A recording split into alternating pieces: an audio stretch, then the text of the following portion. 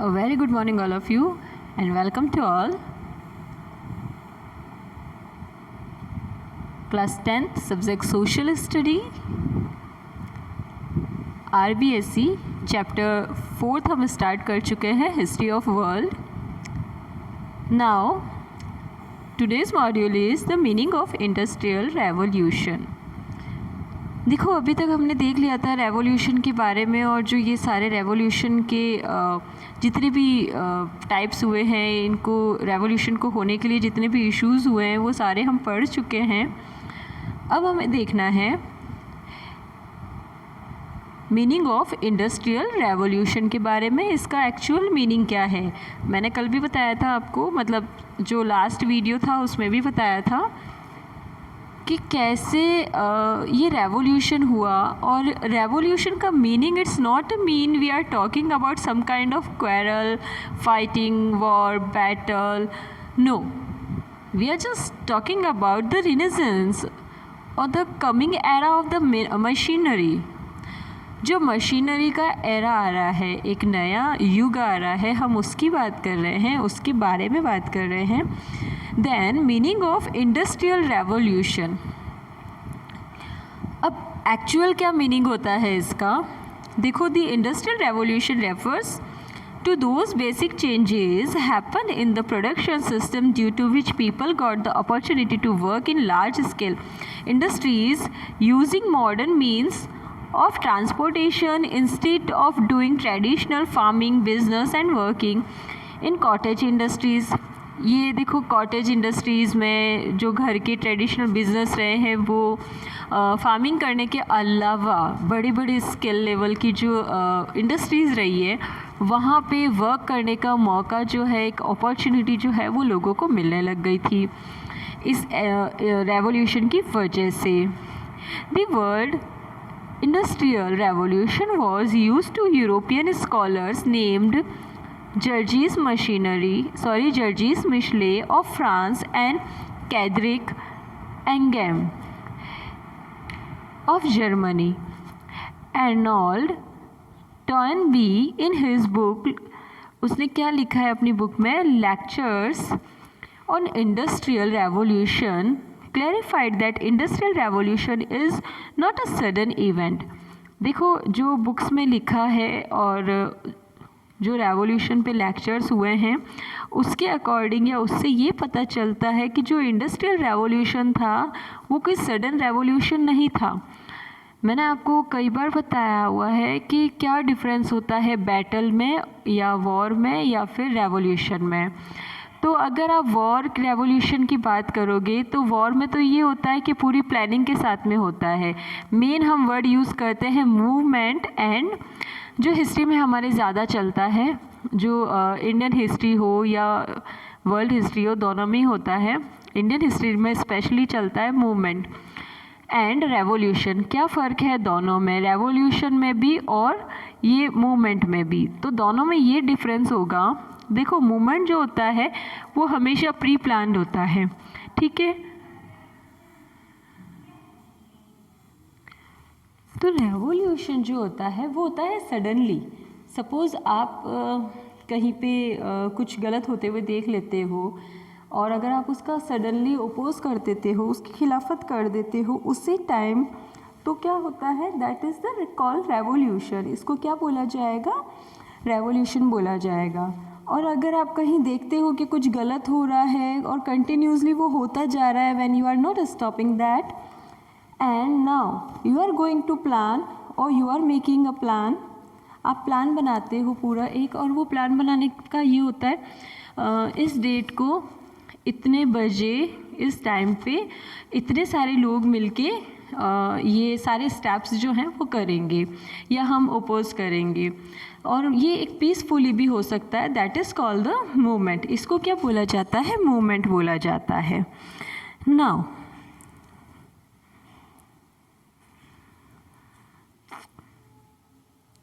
according to historian shouted, industrial revolution was a change in industrial process in which handicraft was replaced by mechanical tools. अब जो देखो handicraft जो थे, handicraft का मतलब क्या होता है, जो हाथों से बने हुए हैं, जिनमें ज़्यादातर रोल जो है वो हाथों का है, और जो हाथों से बने हुए हैं उसकी अगर हम बात करें तो वहाँ पे उसकी जगह किसने ले ली थी, मैकेनिकल टूल्स ने ले ली थी। ठीक है, मैकेनिकल टूल्स मतलब जो मशीन से बनते हैं उन्होंने। अब इसके बाद क्या हुआ था, which were operated by power, and thus a change occurred in industrial organization। अब धीरे धीरे जो छोटे छोटे बिजनेस थे वो चेंज होने लग गए थे, and they are going to turn into industrial level and industries. जो इंडस्ट्रीज थी, जो इंडस्ट्रियल लेवल के बिजनेस थे उनमें टर्न हो गए थे। In place of cottage industry the work started in factories. According to historian C.D. Haizon, Industrial Revolution refers to the mechanization of cottage industry. According to Divij, Industrial Revolution is referred to those changes which had made it possible for the man to leave the traditional method of production and the start producing goods in factories on a large scale. The same thing, industries वो चीज़ें हैं या industrial जो changes आया है, revolution आया है, ये क्या कर रहा है, ये लोगों को अपॉर्चुनिटीज़ प्रोवाइड करवा रहा है कि वो अपने जो ट्रेडिशनल उनके बिजनेस रहे हैं उनको छोड़कर कुछ नया करें। इंडस्ट्रीज़ जो है या इंडस्ट्री लाइन जो है उसमें अपने आप को क्या कर सकते हैं, एफर्ट करके एस्टेब्लिश कर सकते हैं, खुद नया एक बिज़नेस स्टार्ट कर सकते हैं, मशीन्स को यूज़ कर सकते हैं, और जो गुड्स हैं उनको फैक्ट्रीज़ में प्रोड्यूस किया जा सकता है। और ये अगर हो जाता है तो ये बहुत अच्छा रहेगा। देखो मशीन से ऑब्वियसली कोई भी काम होता है तो बहुत ज़्यादा अच्छे से होता है, परफेक्टली हो जाता है और जल्दी भी हो जाता है। तो लार्ज स्केल पे प्रोडक्शन स्टार्ट हो सकता है, ज़्यादा से ज़्यादा प्रोडक्शन किया जा सकता है, गुड्स प्रोड्यूस हो सकता है। Now according to Encyclopedia of Sciences Part 8, the economic and technical development which had become more powerful and rapid in 8th century, through which the modern entrepreneurship was born, is called the Industrial Revolution। धीरे धीरे जो ये powerfully क्या हुआ है, development हुआ है economically और टेक्निकल डेवलपमेंट जो हुआ है, इसने किसको एस्टेब्लिश करने का काम किया और एंटरप्रेन्योरशिप को भी क्या किया है, बॉर्न होने का चांस दिया है। एंटरप्रेन्योरशिप क्या होता है, देखो कोई भी अपने टैलेंट के बेस पे अगर कोई बिजनेस स्टार्ट कर लेता है, that is called the entrepreneurship. Now इसमें स्किल्स को डेवलप करना भी सिखाया जाता है, जो स्किल्स आप में इनबिल्ट है, पहले से है, कुछ टैलेंट है तो उसके अकॉर्डिंग वो क्या कर सकते हैं, खुद की इंडस्ट्रीज़ भी लगा सकते हैं। We can conclude that industrial revolution refers to an economic system which enters in the modern industrial sector after coming out from stage of traditionally low production and development, whereas in industrial revolution the production lifestyle and per capita income increases and production rate keeps increasing eternally, which in turn has a significant impact on individual, society and the state। Society में और state में धीरे धीरे जो development होगा वो क्या रहेगा, बढ़ता ही रहेगा। ठीक है, इससे पर कैपिटा इनकम में भी इंक्रीमेंट होगा और प्रोडक्शन रेट जो है वो भी ज़्यादा से ज़्यादा बढ़ने लग जाएगी। Now changes after industrial revolution. Production work that was earlier accomplished by hand now started to be done by machines that run on power. Steel manufacturing industries were started to the meet increasing demand। देखो steel manufacturing industries जो है वो भी start हो गई हैं क्योंकि उनकी डिमांड जो है वो बढ़ रही है। Due to the use of power run machines in agriculture farming started on large farms instead of smaller ones. The banking system developed due to the constant use of currency. तो जो banking system है वो भी क्या हो रहा है, धीरे धीरे डिवेलप हो रहा है, और जो करेंसी का यूज़ है वो भी क्या हो रहा है, कांस्टेंट होता जा रहा था.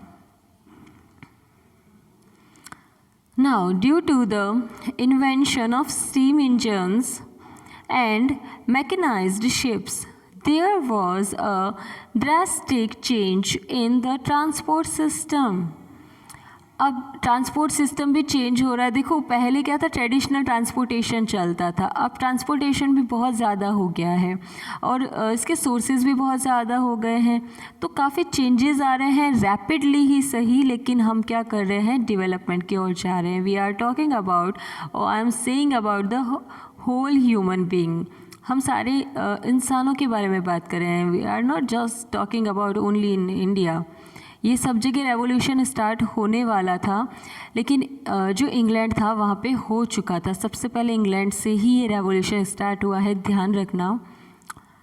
Now to promote international trade and organise trading mechanism was developed. The principle of less human labour and maximum production was adopted. Now Why did industrial revolution start from England? That is very important. Board में आपके अक्सर इसके question answers भी पूछे जाते हैं.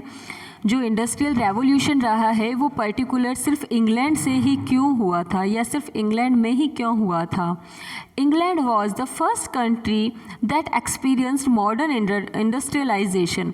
देखो इसका अगर हम हिस्ट्री के अकॉर्डिंग आंसर देखें, ये तो हम टेक्निकली और इकोनॉमिकली देख रहे हैं, बट अगर आप इसका हिस्ट्री के अकॉर्डिंग आंसर देखोगे तो ऑब्वियसली डेवलप करेगा ही ना. जो सबसे ज़्यादा जिसने शुरू से ही, इंग्लैंड वैसे भी स्टार्टिंग से आगे ही रहा है सबसे, स्टार्टिंग में उसने सबको ऑक्यूपाइड करने का काम किया था. हम वो पढ़ेंगे, ठीक है. यहाँ पे हमेशा रहता है बिफोर एंड आफ्टर, बट यहाँ हम पढ़ रहे हैं आफ्टर एंड बिफोर.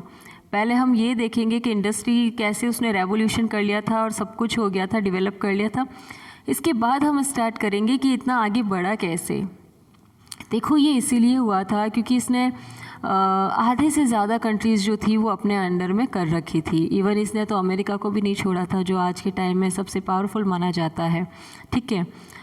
ये बात अलग है, रशिया भी पावर में है, लेकिन वो भी जो था काफ़ी डाउन हुआ था. वो सारा हम पढ़ेंगे, आपने 9th में भी पढ़ा होगा जो रशियन रेवोल्यूशन था उसके बारे में. और तो यहाँ कंडीशंस जो हैं वो फेवरेबल है, इसीलिए इंग्लैंड जो था वहाँ पे इंडस्ट्रियल रेवोल्यूशन होना पहले पॉसिबल था, या वहाँ पे होना जो था वो बाय डिफ़ॉल्ट वहाँ होना ही था. ऐसे नहीं होता तो भी हो ही जाता. वजह ये है कि वो शुरू से ही सबसे सुपीरियर रहा है, सबसे आगे रहा है. सेकंड थिंग, उसने सबको ऑक्यूपाइड करके सबसे जो रॉबरी वगैरह की थी, लूटपाट की थी, तो इसके पास में कमी तो किसी चीज़ की थी नहीं, ठीक है. ऑब्वियसली माइंड इतना ज़्यादा वहाँ पे लोगों का था, तभी तो उन्होंने दूसरों पे जाके क्या किया था, ऑक्यूपाइड किया था सारी कंट्रीज़ को.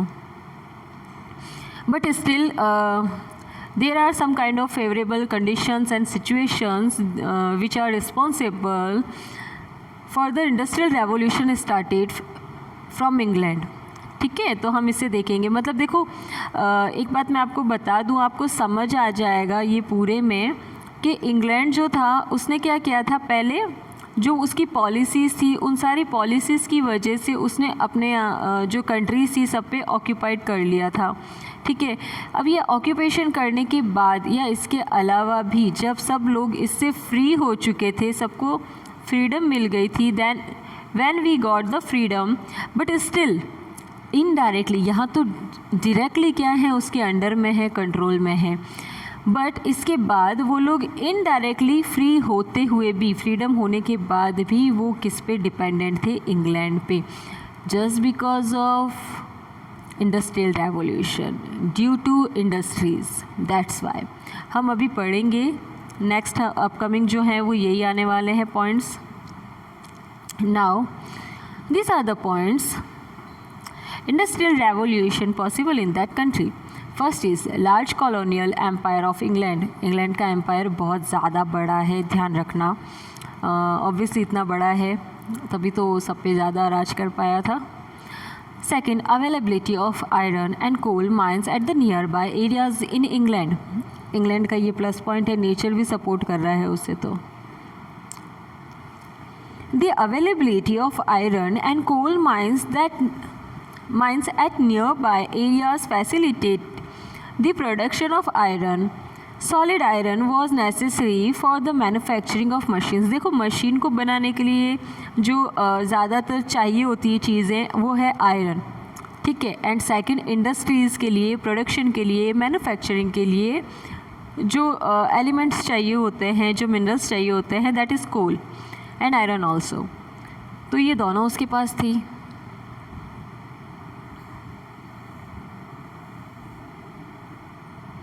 Next, production accordance with the consumption. अब वो प्रोडक्शन कर रहा था कंज्यूप्शन के साथ साथ में। देखो यहाँ चीज़ ये है जो मेन इस पॉइंट में है, ये ही ज़्यादा खास पॉइंट है। The export business of France was based on the luxurious goods. जो लग्जरियस गुड्स थे उसको बनाने का काम जो था वो फ्रांस पूरा उसी पे ही बेस्ड था। देखो फ्रांस शुरू से ही लग्जरियस रहा है, ध्यान रखना। जो आपने 9th क्लास में पढ़ा भी होगा फ्रेंच रेवोल्यूशन में, और फ्रेंच रेवोल्यूशन में ये भी था कि वहाँ का जो किंग था, मैंने आपको बताया भी था, जो लुइस 16 था, ये सब क्या थे, ये लोग हमेशा लग्जरी लाइफ को जीने में ज़्यादा बिलीव करते थे। वर्साइल ऑफ पैलेस भी बनाया था इन्होंने, जिसके मेंटेनेंस में ही सारा इतना खर्चा आता था, इतना एक्सपेंसेस थे उस एक पैलेस के। अगर वो नहीं होता तो शायद फ्रांस इतना बैकवर्ड में नहीं जाता और इतनी प्रॉब्लम्स नहीं आती और रेवोल्यूशन तो कभी होता ही नहीं। और उस टाइम भी वो काफ़ी ज़्यादा वेल्दी कंट्री में काउंट होता था, हो सकता था। The consumption of luxurious goods always remains limited while the exports of England were based on the kind of goods that always remained in high demand. देखो ऑब्वियसली मशीन से बना रहा है तो उसके जो भी प्रोडक्ट्स हैं, प्रोडक्शंस हैं, वो सारे डिमांड में रहेंगे क्योंकि ये नई चीज़ है। और कोई भी अगर नई चीज़ है, पहली बार मशीन्स यूज़ हो रही हैं, मशीन से जो मैन्युफैक्चर्ड गुड्स है वो यूज़ हो रहा है, इट मीन्स ये बहुत ज़्यादा फ्रूटफुल रहेगा, ये बहुत ज़्यादा फ़ायदे वाला रहेगा, परफेक्ट होगा। तो इसकी डिमांड जो है वो मार्केट में ऑब्वियसली ज़्यादा आएगी, ठीक है। जिस चीज़ की नीड होती है वो मार्केट में अगर परफेक्शन में मिल जाए तो उसकी डिमांड बढ़ जाती है। और कुछ ऐसा ही उस टाइम हो रहा था। England believed that if the source of manufacturing of goods in a cheaper way are discovered, अब देखो सोर्सेज जो थे वो मैन्युफैक्चरिंग करने के लिए वो काफ़ी सस्ते पड़ रहे थे उन लोगों को, यानी कि मशीन्स। देखो यहाँ पे हम रॉ मटेरियल की बात कर रहे हैं, ठीक है, जो टूल्स यूज़ हो रहे हैं हम उनकी बात कर रहे हैं, वो काफ़ी चीप रह रहे हैं। ऑब्वियसली इंग्लैंड के लिए तो चीप ही रहेंगे बिकॉज ऑफ उसके पास में आयरन है, कोल है, सारा जो एरिया है वो सारा उसी के पास में है। और जो नया एरा स्टार्ट होने वाला है या हो गया है उसके लिए भी रिस्पॉन्सिबल सिर्फ इंग्लैंड है क्योंकि स्टार्ट भी वहीं से हुआ है। तो ऑब्वियसली उसके लिए सारी सिचुएशंस जो है वो फेवरेबल हो रही है। Then their market could be increased further. अब मार्केट में डिमांड बढ़ रही है और धीरे धीरे जो मार्केट है वो भी क्या हो रहा है, बढ़ता जा रहा है। Hence England was ready to adopt, और इंग्लैंड जो था ये सारी चीज़ें एक्सेप्ट करने को रेडी था। Such ways by which it could produce the goods on large scale. और वो क्या चाहता था, वो ज़्यादा से ज़्यादा जो गुड्स हैं उनको लार्ज स्केल पे प्रोड्यूस करने के लिए भी तैयार था। Now availability of semi skilled labourers. अब देखो अवेलेबिलिटी, जिन लोगों के पास में बहुत स्किल्स थी, जो नॉर्मली देखो मशीन्स नहीं हैं, नई चीज़ है मार्केट में, ज़रूरी नहीं है सबको यूज़ करना आए ही, लेकिन कुछ अगर थोड़ी बहुत स्किल्स भी हैं, जैसे पहले जो लोग भी ये बिज़नेस करते थे, जैसे अगर हम बात करें कॉटेज इंडस्ट्रीज़ की, ठीक है, फैब्रिक इंडस्ट्रीज़ की, तो लोगों को बनाना तो आता था ना कि फैब्रिक कैसे बनाते हैं, पहले वो हाथ से बनाते थे। अब अगर मशीन्स आ गई हैं तो वो उन मशीन्स को थोड़ा बहुत तो यूज़ करना जानते ही होंगे, तो ऐसे लोगों के लिए एम्प्लॉयमेंट मिलने के चांसेस बढ़ रहे थे। When the feudal system was abolished in England, the semi-skilled laborers started settling down in cities in large numbers. The same thing. अब बड़े बड़े लार्ज नंबर पे ये आ रहे हैं, कौन आ रहे हैं? लेबरर्स। और जो लेबर्स आ रहे हैं, इन लेबर्स को इतनी बड़ी इंडस्ट्रीज़ में काम करने का चांस भी मिल रहा है, ये भी इनके लिए एक अपॉर्चुनिटी है। After the revolution started, they became available to work on machines. Revolution के बाद में क्या हो गया था, उनके लिए मशीन्स जो थी वो अवेलेबल हो गई थी काम करने के लिए। अब वही लोग क्या कर रहे हैं, मशीन से काम कर रहे हैं। देखो आज के टाइम में ये चीज़ इतनी बड़ी नहीं होगी, क्या है, this is a machine only, machine ही तो है। आप जूस पी रहे हो, किससे बना है? जूसर से बना है। So what is the new thing, what is the big deal in this matter? कुछ है क्या, नया है क्या, कुछ बड़ा है क्या? नहीं है। क्यों नहीं लगता है आपको? Because we are habitual of this, हम तो क्या है इसको देख चुके हैं, इसलिए हमें नहीं लगता। लेकिन उस टाइम में ये चीज़ें बहुत बड़ी थी, एकदम सब कुछ एक नया सा था। सपोज़ आपके लिए जैसे अभी नया होगा, अगर आपको ये पता चल जाए जैसे फ़्लाइट होती है, ठीक है, वैसे ही फ्लाइंग कार आ जाए मार्केट में, फ्लाइंग बाइक आ जाए, ऐसी बाइक जो हवा में उड़ती हो, ऐसी कार जो हवा में उड़ती हो, ठीक है, तो आपके लिए वो चीज़ नहीं होगी, तो आपको इंटरेस्ट आएगा और आने वाले टाइम में ये चीज़ पॉसिबल हो सकती है। बट उस टाइम में जब वो लोग ये सुनेंगे कि हमें तो इमेजिनेशन भी नहीं था, या हम नहीं सोचते थे कि कभी ये मशीन्स ऐसी भी होंगी, या साइंस इतनी भी ज़्यादा प्रोग्रेस कर लेगा कि हम कभी उड़ने वाली कार या बाइक देखेंगे, है ना। तो ये बिल्कुल वही कंडीशंस उस टाइम में थी जैसा अभी हमारे लिए इमेजिनेशन में है कि काश ऐसी बाइक या ऐसी जो 4 व्हीलर या ऐसे कन्वेंस आ जाए मार्केट में, तो वैसे ही उस टाइम में मशीन्स वगैरह जो था उनके लिए उस टाइम में सरप्राइज ही था और न्यू थिंग थी। So it's enough for today and we will continue this chapter from the 5th point, French revolution and war. Till then take care of your self. Thank you for the watching. Please watch this video again and again. If you have any kind of doubt, you can ask to me. Thank you for the watching.